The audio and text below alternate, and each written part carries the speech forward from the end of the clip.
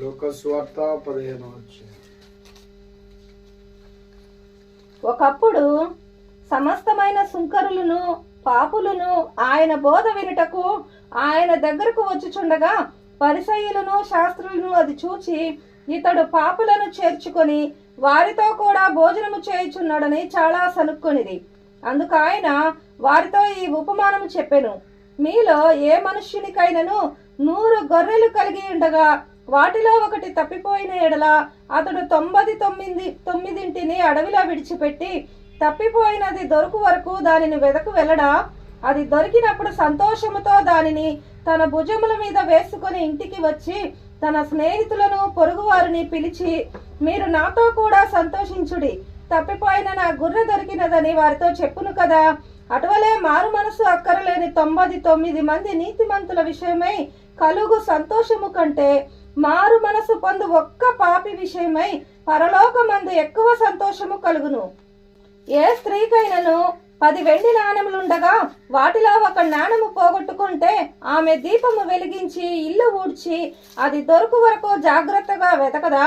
అవి దొరికినప్పుడు తన చెలికత్తెలను పొరుగువారిని పిలిచి, నాతో కూడా సంతోషించుడి, నేను పోగొట్టుకుని నాణెము దొరికినదని వారితో చెప్పును కదా.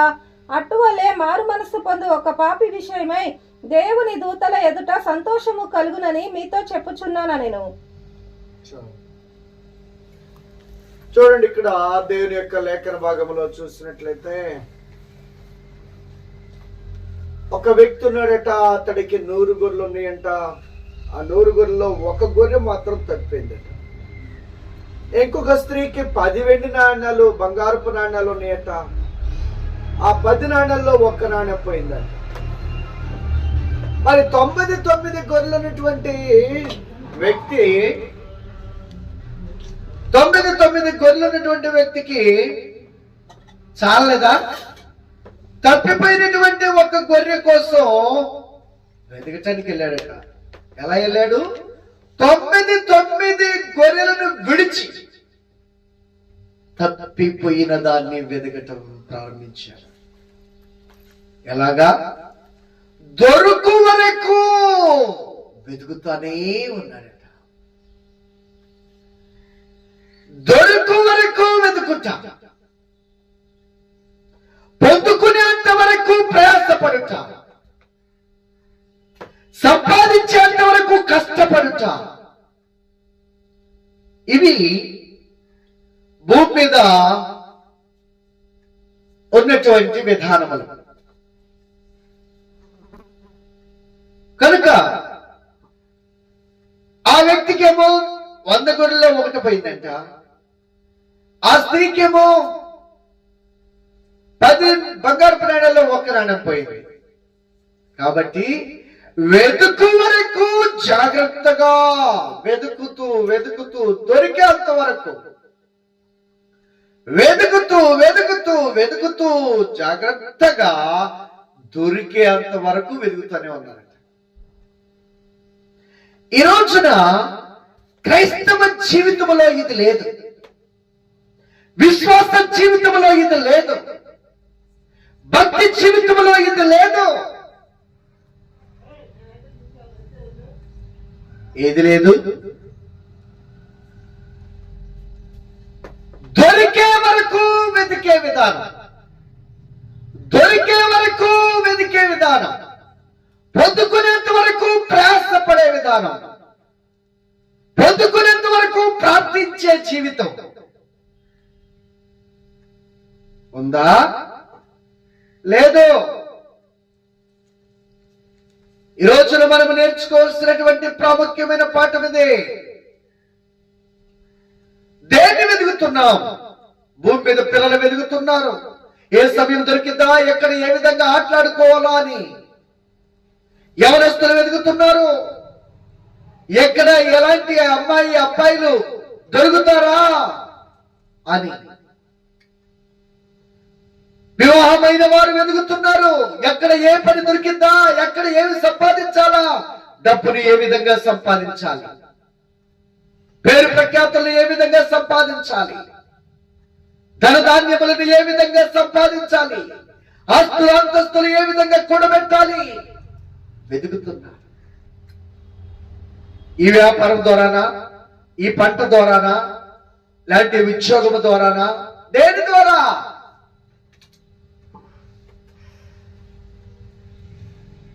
లోకములో ఉన్న వ్యక్తులు, ఆత్మీయ దృష్టి లేని వ్యక్తులు, ఆత్మ సంబంధమైన గ్రహింపు లేని వ్యక్తులు వెతికే విధానాలు ఇలా ఉన్నాయి.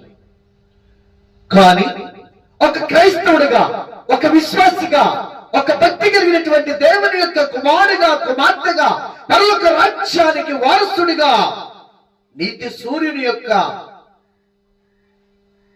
గొప్ప సంతానముగా నీ ఉండాలి అంటే దేన్ని వెతకాలి? బైబిల్ చెప్పుచున్నది ఈ దినమున,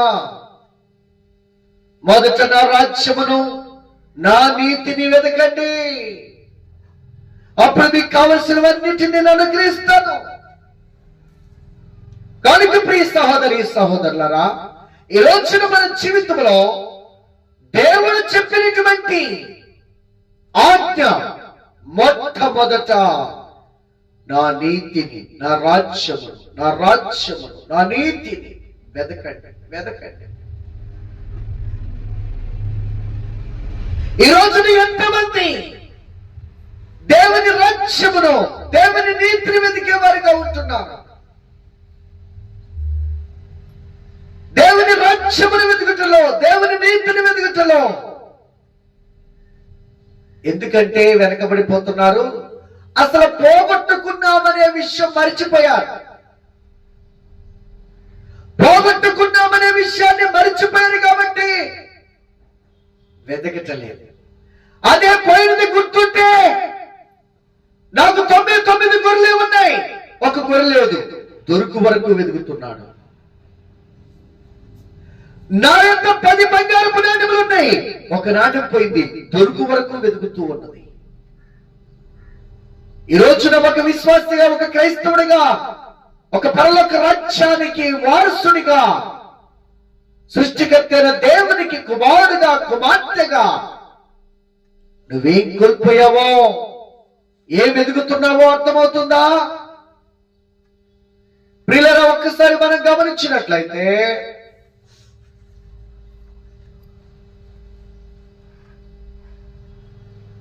వెతకటములో ఎంతో లోపం కలిగి ఉన్నాం. ఆయన అన్నారు తెలుసా, వెతకుడి మీకు దొరుకును, వెతకుడి మీకు దొరుకును.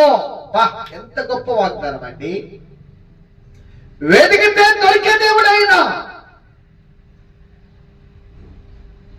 తట్టితే తీస్తే దేవుడు ఆయన.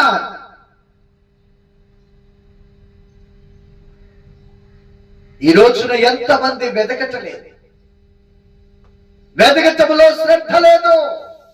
దేవుని రాజ్యమును వెతుకుటలో, దేవుని దర్శనమును వెతుకుటలో, దేవుని చిత్తాన్ని వెతుకుటలో, దేవుని రాజ్యాన్ని వెతుకుటలో మనము లోపము కలిగి జీవిస్తున్నాం. లోటు కలిగి బ్రతుకుతున్నాం. వెదగటం,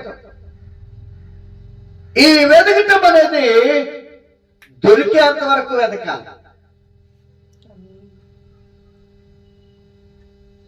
కానీ కొంతమంది కొన్ని విషయాలు కొంత ప్రార్థన చేసి ఆగిపోతున్నాం.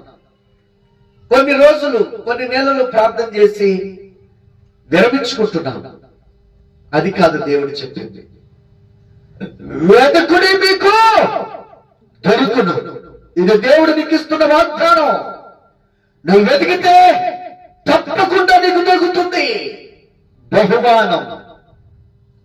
కనుక ప్రియ సహోదరి సహోదరులారా, మన జీవితంలో నేర్చుకోవాల్సిన పాఠం ఏంటంటే దొరికేంత వరకు వెతకటం.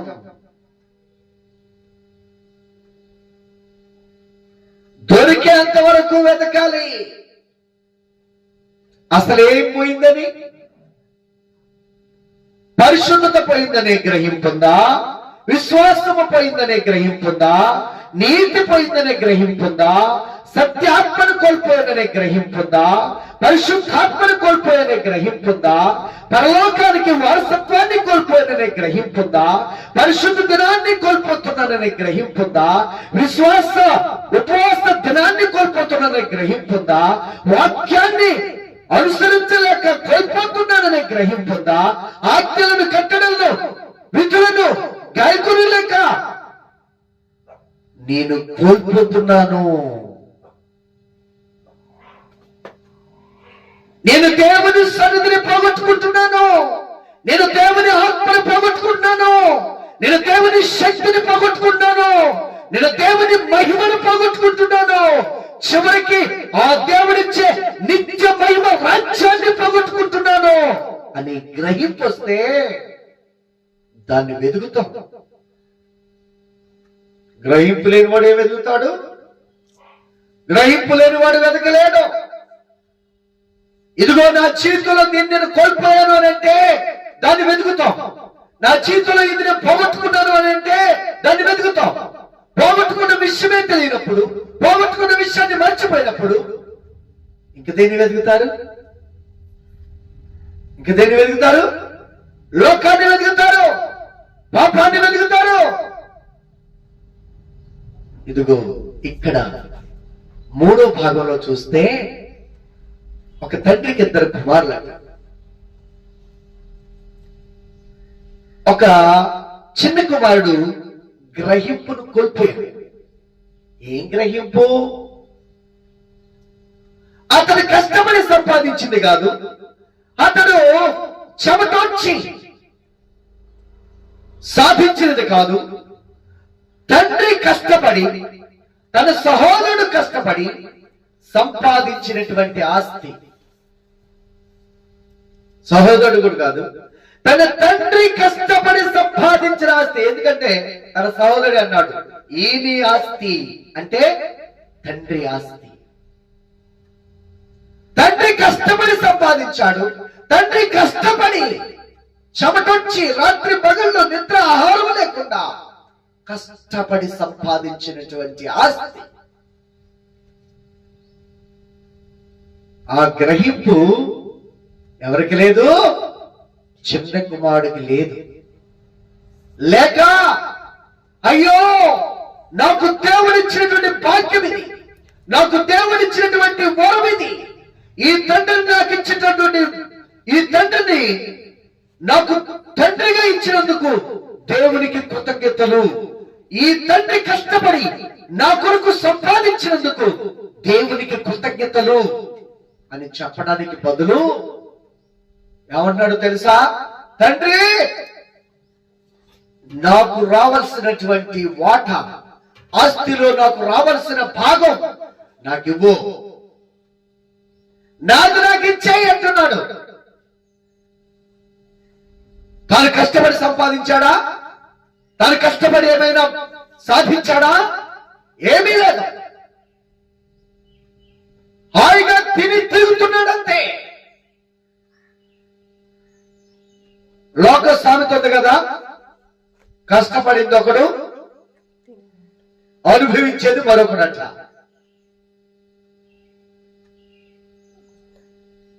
చూసారా? తండ్రి కష్టపడి సంపాదించాడు, కొడుకేమో దాన్ని అనుభవించాలని చూస్తున్నాడు. కానీ గ్రహింపలేదు, కోల్పోయాడు. అయ్యో నా తండ్రి ఎంత కష్టపడితే ఎంత కూడబెట్టాడు, ఎన్ని రోజులు పస్తున్నాడో, ఎన్ని రోజులు చెమట ఎండనక వాననక ఆకలి దప్పులతో అలమటించాడో. అది లేదు. నాది నాది నాది. జాగ్రత్త. నాది అనేది లోకంలో ఏది లేదు, నీది అనేది ఈ లోకంలో ఏది లేదు. ఒక భక్తుడు అన్నాడు, నావన్నీయు నీవే ప్రభువా, నీవిచ్చినవే ప్రభువా, నేను కలిగి ఉన్నవన్నీయు అవి నీవే ప్రభువా. ఇది సత్యం.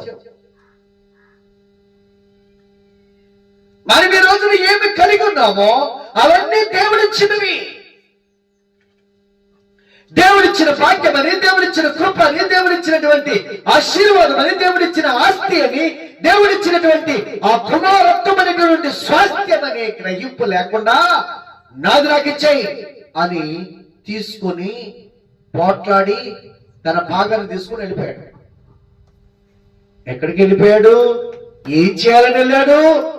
ఇంకా డబ్బు సంపాదించాలి, ఇంకా ఆస్తిని కొనబెట్టాలి అనుకున్నాడేమో. తీసుకుని వెళ్ళిపోయాడు. వెళ్ళిపోయి ఏ వ్యాపారం పెట్టాడు?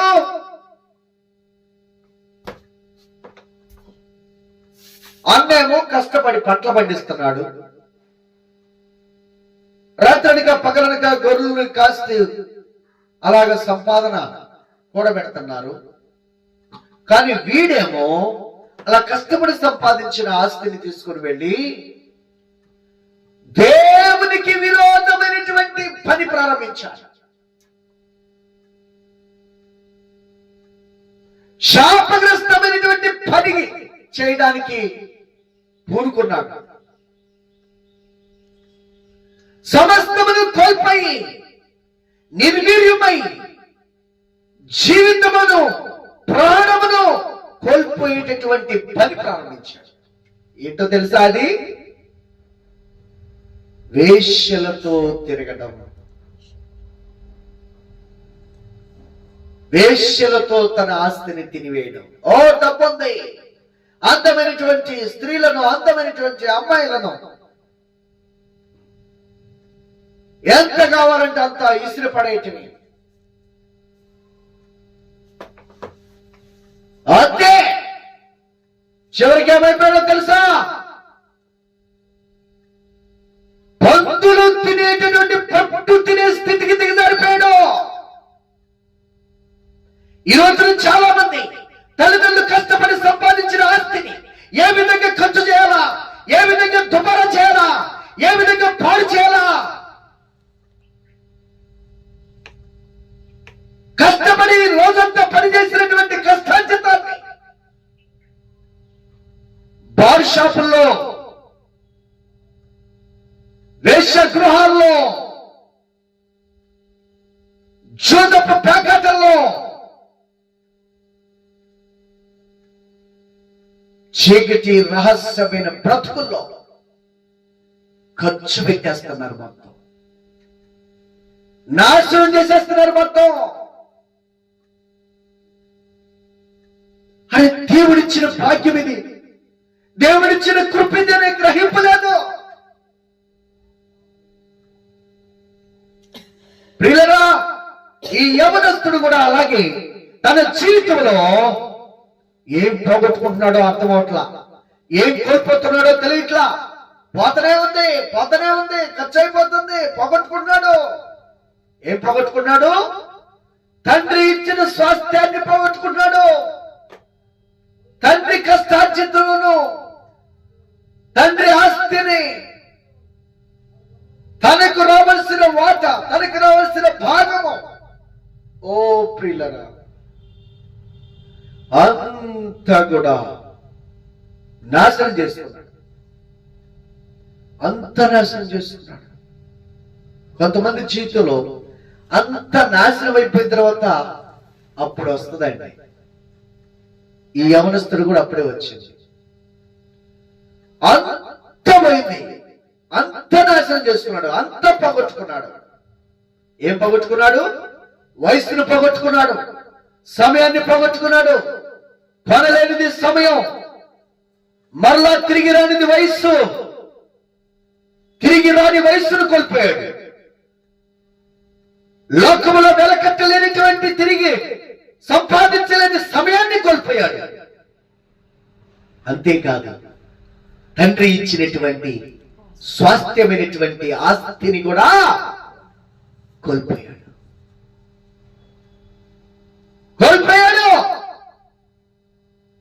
చివరికి ఎక్కడ ఉన్నాడు తెలుసా?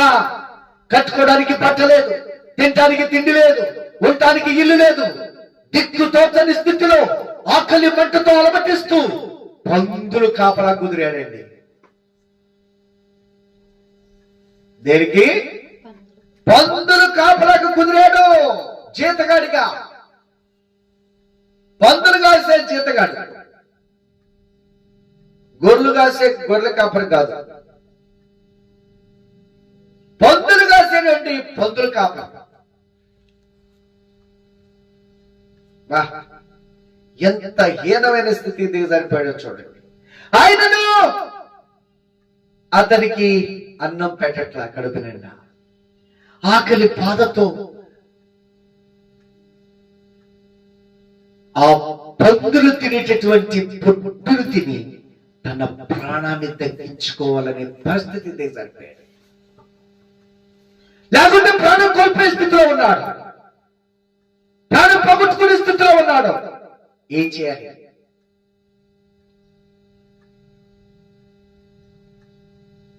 అంతే ప్రియులారా. అప్పుడు వచ్చిందట, ఏమొచ్చింది? బుద్ధి వచ్చిందంట. ఏమొచ్చిందండి? ఈ రోజున అనేక మంది జీవితాల్లో ఇదే జరుగుతుంది.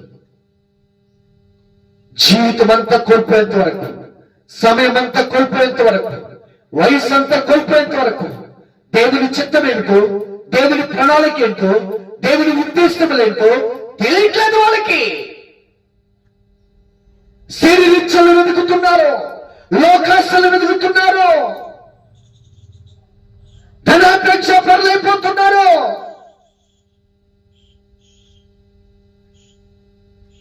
ప్రియులారా, దేవుడు నీ పట్ల కృప కలిగి ఉన్నాడు. ఓ యవనస్తుడా, యవనురాలా, నిన్ను దేవుడు వెతుకుతున్నాడు. సౌలైతే పోగొట్టుకున్నటువంటి గాడిదలు వెతుకుతున్నాడు కానీ సౌలుని ఇశ్రాయేలు యొక్క సృష్టికర్తైన దేవుని యొక్క సమస్తమైనటువంటి ఆస్తి మీద, సమస్తమైనటువంటి తన యొక్క ప్రజల మీద, సమస్తమైనటువంటి తన స్వాస్థ్యం మీద రాజుగా అభిషేకించాలని దేవుడు సౌలుని వెతుకుతున్నాడు. ఈ రోజున దేవుడు నిన్ను వెతుకుతున్నారు. నువ్వు దేన్ని వెతుకుతున్నావో ఒక్కసారి పరిశీలన చేసుకో. దేవుడు నిన్ను వెతుకుతున్నారు.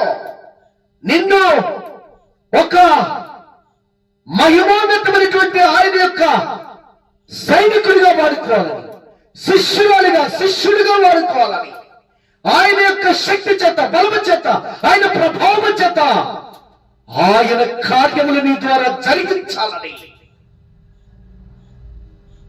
ఎంతమంది యవనస్తులు, ఎంతమంది యవనరాళ్ళు, ఎంతమంది పురుషులు, స్త్రీలు ఈ దినాల్లో లోకాన్ని వెతుకుతూ, పాపాన్ని వెతుకుతూ, శరీరాలను వెతుకుతూ జీవితాన్ని నాశనం చేసుకుంటున్నారు. నిత్యమైన దాన్ని వెతకటలేదు, శాశ్వతమైన దాన్ని వెతుకటలేదు, విలువైన దాన్ని వెతుకటలేదు. పిల్లరా,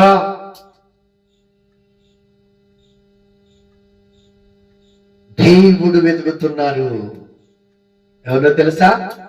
నశించిన దానిని వెతకి వెతకి వెతకి రక్షించుటకు ఆయన వెతుకుతూ ఉన్నారు.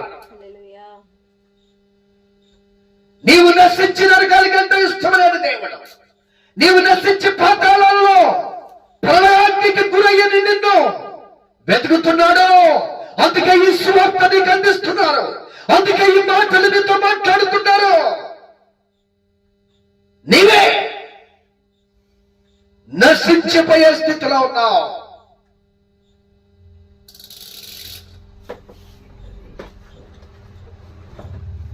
వెతుకుతున్నారు ప్రభు, వెతుకుతున్నారు. ఓ ప్రియులారా, ఈ రోజున మన జీవితంలో మనం దేన్ని వెతుకుతున్నాం? మన జీవితంలో మనం దేన్ని వెతుకుతున్నాం? నా యవ్వన కాలంలో నేను కూడా వెతికాను, లోకాశలను, శరీరిచ్చలను తీర్చుకోవడానికి వెతికాను. కానీ అది నన్ను మరణానికి తీసుకువెళ్ళింది. సూసైడ్ చేసుకొని చనిపోవాలని నిశ్చయించుకున్నటువంటి తరుణంలో మహాదేవుడు మాట్లాడారు. ఏమని తెలుసా? యేసు ఇట్లను ఒకరు నీటి మూలముగాను ఆత్మ మూలముగాను జన్మిస్తేనే తప్ప దేవుని రాజ్యములో ప్రవేశింపలేడని మీతో నిశ్చయముగా చెప్పుచున్నాను, నీతో నిశ్చయముగా చెప్పుచున్నాను. ఈ మాటలు చదివిన వెంటనే హృదయములో భయము వణుకు పుట్టింది. ఈ రోజున దేవుని యొక్క వాక్యం వింటున్న నీకు గ్రహింపైన వస్తుందా? గ్రహింపైన వస్తుందా?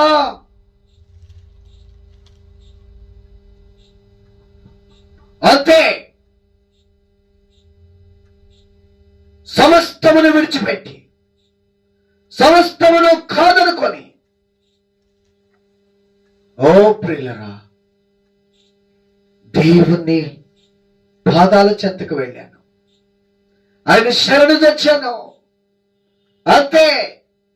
ఆయన కనికరము దొరికింది నాకు, ఆయన కృప దొరికింది నాకు, ఆయన ప్రేమ దొరికింది నాకు. ఆయన పరిశుద్ధ రక్తముతో నన్ను కడిగారు, ఆయన అగ్నితో నాకు బాప్తిసం ఇచ్చారు. సహోదరి సహోదరుడా, దేవుడు నీకును అలాంటి కృపనివ్వాలనుకుంటున్నారు, అలాంటి భాగ్యాన్ని ప్రసాదించాలనుకుంటున్నారు. ఇదిగో ఈ లేఖన భాగంలో ఉన్నటువంటి ఈ యవనస్తుడికి బుద్ధి వచ్చినప్పుడు ఏమనుకున్నాడో తెలుసా? చదవండి ఒకసారి. అతనికి బుద్ధి వచ్చినప్పుడు అయితే బుద్ధి వచ్చినప్పుడు వాడు నా తండ్రి యొద్ద ఎంతో మంది కూలివాండ్రకు అన్నము సమృద్ధిగా ఉన్నది, నేనైతే ఇక్కడ ఆకలితో చచ్చిపోతున్నాను. నేను లేచి నా తండ్రి యొద్దకు వెళ్ళి, తండ్రి, పరలోకమునకు విరోధముగాను నీ ఎదుటను పాపము చేసితేనే ఇక మీదట నీ కుమారుడనని అనిపించుకొనుటకు యోగ్యుడను కాను.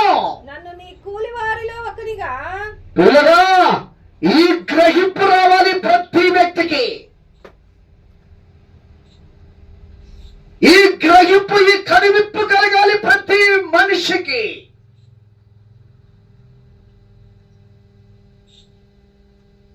ఆత్మ నేత్రములు తెరవబడ్డాయి. యవనస్తుడికి ఆత్మ సంబంధమైన ఆలోచన వచ్చింది. అయ్యో, నేనొక గడ్డి పరక లాంటి వాడిని,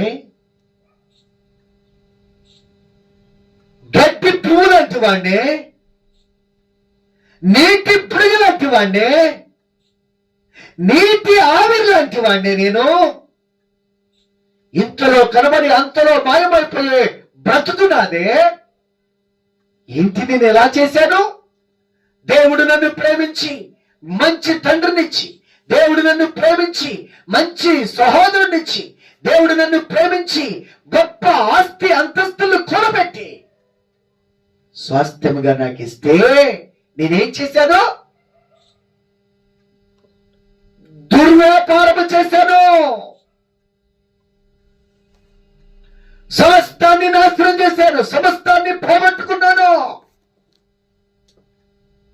అని దుఃఖపడుతూ ఆత్మ సంబంధమైన గ్రహింపుతో ఏమన్నాడు తెలుసా? తండ్రి అసలు అయితే ఏం పట్టాడు? డబ్బు పోయింది, ఆస్తి పోయింది. తండ్రి దగ్గరికి వచ్చి ఏమనాలి? తండ్రి, నా ఆస్తిని పోగొట్టుకున్నాను, నేను డబ్బంతా పోయిందయ్యా, నన్ను క్షమించయ్యా అని అడగలే. అని అలా కాదు. పరలోకమునకు విరోధముగాను నీ ఎదుటను పాపము చేస్తేనే. అంటే అతనికి వచ్చింది గ్రహింపు. ఇలాంటి మంచి తండ్రిని నాకు ఎవరిచ్చారు? దేవుడిచ్చారు. ఇలాంటి మంచి సహోదరుని ఎవరిచ్చారు? దేవుడిచ్చారు. ఇలాంటి గొప్ప ఆస్తిని ఎవరిచ్చారు? దేవుడిచ్చారు. ఇలాంటి గొప్ప సంపదను ఎవరిచ్చారు? దేవుడిచ్చారు. కానీ దేవుడిచ్చిన యవ్వన వయస్సును, యవ్వన బలమును, యవ్వన జీవితాన్ని, యవ్వన ఆయుష్ను నేనేం చేసుకున్నాను?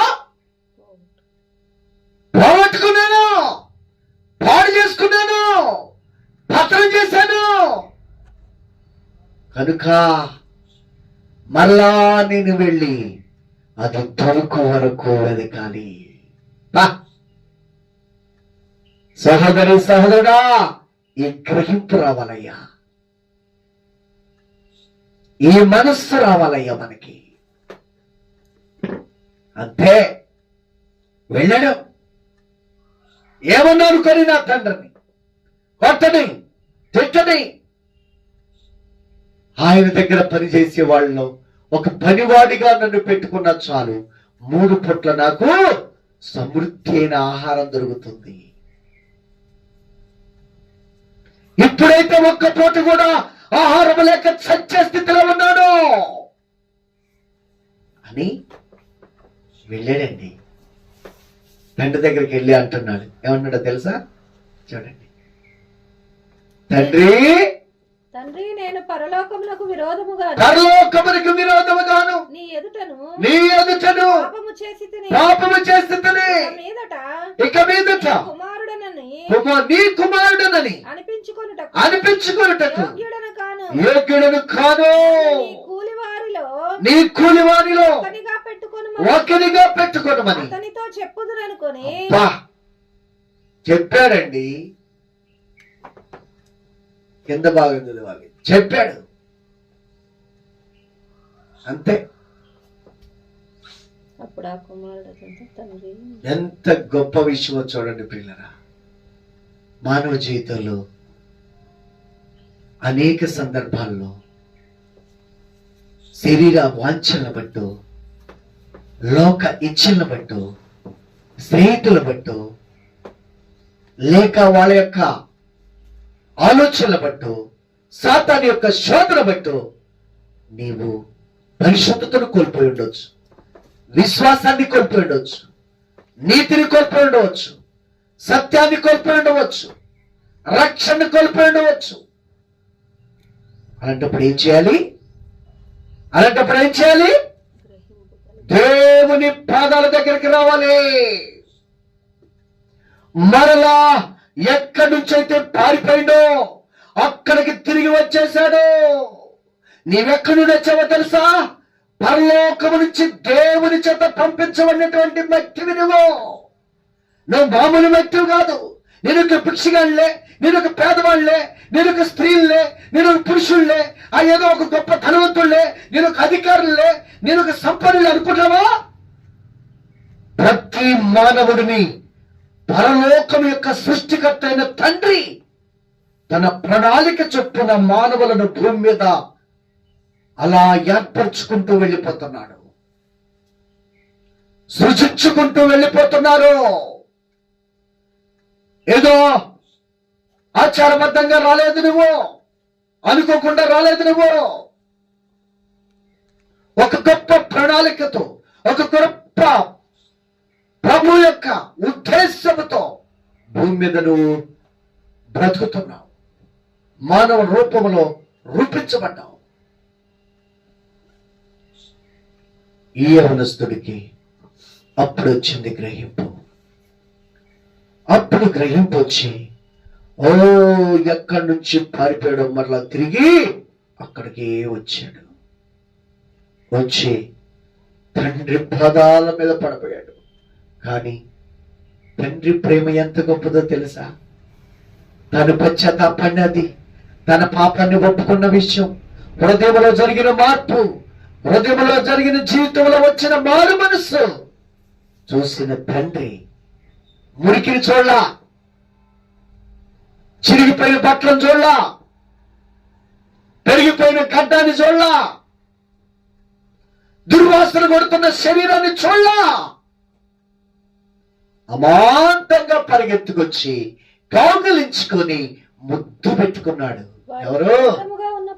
అడు దూరముగా ఉన్నప్పుడు తండ్రి వాణ్ణి చూచి కనికరపడి పరుగెత్తి వాని మెడ మీద పడి ముద్దు పెట్టుకొనెను. సహోదరుడా, యేసయ్య నీ కొరకు ఎదురు చూస్తున్నారు. ఎప్పుడు వస్తావా అని ఎదురు చూస్తున్నారు ప్రభు. ఆ మురికి కోపల నుంచి, ఆ పందుల పెట్టల నుంచి, ఆ వేష జీవితముల నుంచి ఎలాగైతే తప్పిపోయిన కుమారుడు తిరిగి వచ్చాడో, నీవు కూడా అదే విధంగా నీవున్నటువంటి ఆ పాపపు జీవితంలో నుంచి, నీవున్నటువంటి ఆ త్రాగుడు మత్తుల నుంచి, నీవున్నటువంటి ఆ వ్యభిచారపు ఇచ్చల నుంచి, నీవు జీవిస్తున్నటువంటి ఆ లోక సంబంధమైనటువంటి బ్రతుకు నుంచి ఎప్పుడొస్తావా ఎప్పుడొస్తావా అని ఎదురు చూస్తున్నారండి ప్రభు. ఎదురు చూస్తున్నారు. ఎందుకో? నిన్ను కౌగిలించుకోవాలని, నిన్ను గుర్తు పెట్టుకోవాలని, తను కుమారుడిగా మరలా స్వీకరించాలని, తాను సంపాదించినటువంటి ఆ పరలోక రాజ్యములో నీకును వారసత్వాన్ని ఇవ్వాలని, నీకును ఓ ఆస్తిగా శాశ్వతమైనటువంటి స్వాస్థ్యముగా ఆయన మహిమ రాజ్యాన్ని నీకు ప్రసాదించాలని ఎదురు చూస్తున్నారు. ఎదురు చూస్తున్నారు. వస్తావా? చాలా మంది ఈ దినాలలో దేవుని వాక్యము పేటగా వారికి వినబడుచున్నా, దేవుని యొక్క వాక్యము సూటిగా వారిని ప్రశ్నిస్తున్నా, దేవుని వాక్యము ఉన్నది ఉన్నట్లుగా వారి జీవితాన్ని వారికి చూపిస్తున్నా, అర్థమని మార్పు లేని మనుషులు అని బ్రతుకుతున్నారు. హృదయాన్ని కఠినము చేసుకొని బ్రతుకుతున్నారు. పాపానికి, లోకానికి, సాతానికి దాసోహమై బ్రతుకుతున్నారు.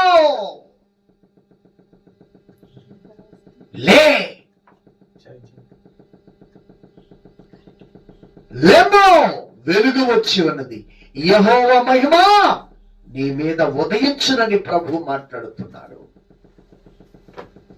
నిద్రిస్తున్న నీవు మేల్కొని లేమో, యెహోవా మహిమ నీ మీద ఉదయించును.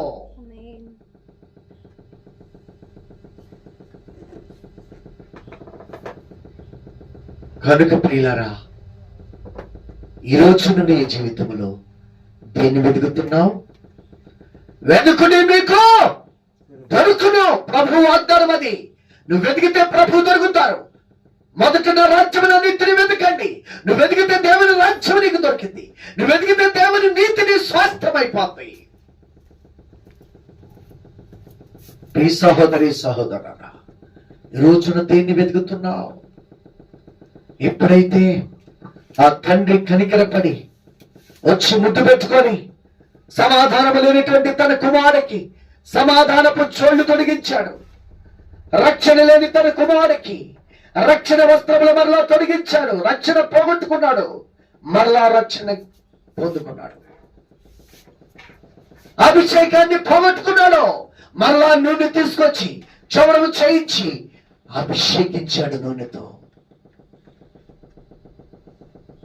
అధికారాన్ని, కుమారత్వాన్ని కోల్పోయాడు, మరలా ఉంగరాన్ని తీసుకువచ్చి అధికారాన్ని, కుమారత్వానికి సూచనగా రాచరికానికి, ఆ రాజ్యానికి అధికారిగా ఉంగరాన్ని తొడిగాడు. ఈ రోజున సహోదరి సహోదరుడా, పరలోకాన్ని కోల్పోయిన నీకు, పరిశుద్ధతను కోల్పోయిన నీకు, దేవుని కోల్పోయిన నీకు, రక్షణను కోల్పోయిన నీకు మరలా వాటిని ప్రసాదించడానికి ప్రభు సిద్ధంగా ఉన్నారు. ప్రసాదించడానికి ప్రభు సిద్ధంగా ఉన్నారు. నీకు కూడా సమాధానం లేని నీ జీవితంలో సమాధానమైన తోళ్ళు నీకు తొలగడానికి సిద్ధంగా ఉన్నారు. రక్షణ కోల్పోయిన నీకు రక్షణ వస్త్రాలతో నిన్ను సంతోషింప చేసి రక్షణ ఆనందముతో నిన్ను నింపాలని చూస్తా ఉన్నారు. దేవుని కుమారత్వానికి, నిత్య జీవానికి, వారసత్వాన్ని కోల్పోయిన నీకు మరలా నిన్ను అభిషేకించి నిత్య జీవానికి వారసుడిగా నిన్ను చేయాలని చూస్తున్నారు.